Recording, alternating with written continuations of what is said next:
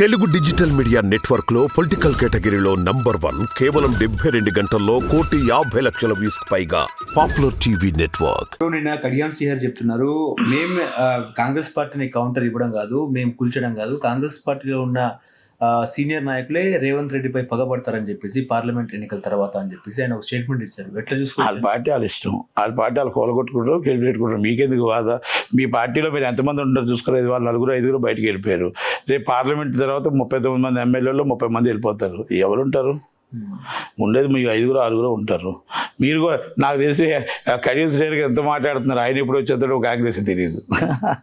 ఇప్పుడు ఆయన హరీష్ రావు కొన్ని వ్యాఖ్యలు చేశారు. ఏంటంటే, ఒకవేళ పాలన చేత కాకపోతే మేడిగడ్డ రీకన్స్ట్రక్షన్ చేయకపోతే నాకు సీఎం పదవి ఇవ్వండి, మీరు రాజీనామా చేయండి, నేను చేసి చూపిస్తా అని చెప్పేసి హరీష్ రావు వ్యాఖ్యలు ఎట్లా చూస్తారండి?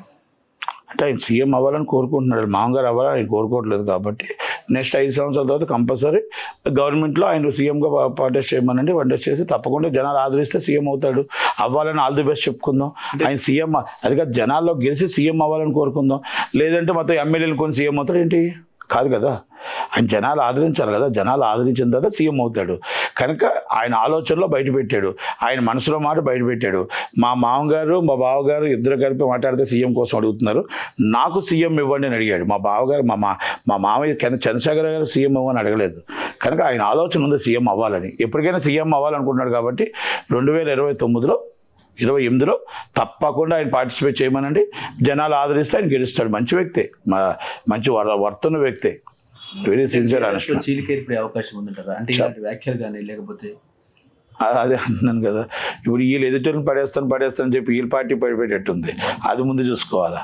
ఓకే, ఇప్పుడు బీజేపీ ఎమ్మెల్యేలు అసెంబ్లీలో డిమాండ్ చేస్తున్నారు ఏంటంటే, హైదరాబాద్ అంటే వాళ్ళు గత ఎలక్షన్ డిమాండ్ ఏంటంటే, మేము కనుక పవర్లోకి వస్తే హైదరాబాద్ పేరును మారుస్తామని చెప్పారు.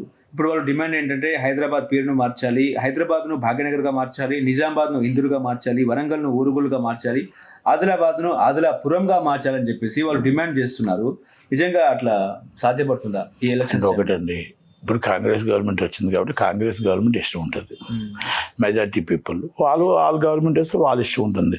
ఇప్పుడు అయోధ్య రామాలయం కట్టారు, ఈరోజు దేవాలయాలు కడుతున్నారు, అన్నీ కడుతున్నారంటే వాళ్ళ గవర్నమెంట్ వచ్చింది కాబట్టి అన్ని ఫాస్ట్గా అవుతున్నాయి. తప్పలేదు.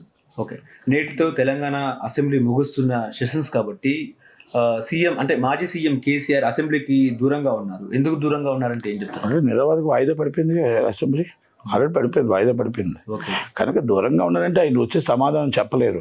ఆయన సీఎం కూర్చున్నాయని ప్రతిపక్షంలో కూర్చోలేరు. ఎన్టీఆర్ గారి పోలికలు ఆయనకు ఉన్నాయి, నందమూరి తారక రామారావు గారి పోలికలు ఆయనకు ఉన్నాయి. ఎందుకంటే ఆయన కూడా మీకు ఎప్పుడూ నించోలేదు. మళ్ళా చీఫ్ మినిస్టర్గా నించున్నాడు. చీఫ్ మినిస్టర్గా నించున్న తర్వాత 2 సంవత్సరానికి మా అల్లుడు కింద దోస్తాడని అన్నారు. ఓకే, అల్లుడు దోస్తాడా లేకపోతే ఆ పార్టీని కాపాడుకోవడం చంద్రబాబు నాయుడు గారు చేశారనేది దాని జోలికి నేను వెళ్ళను. కానీ మరి ఆ పరిస్థితి చంద్రశేఖర్ గారికి వస్తుంది మరి. ఓకే, ఎందుకంటే వాళ్ళలో ఇంటర్నల్ గొడవలు ఉన్నాయి.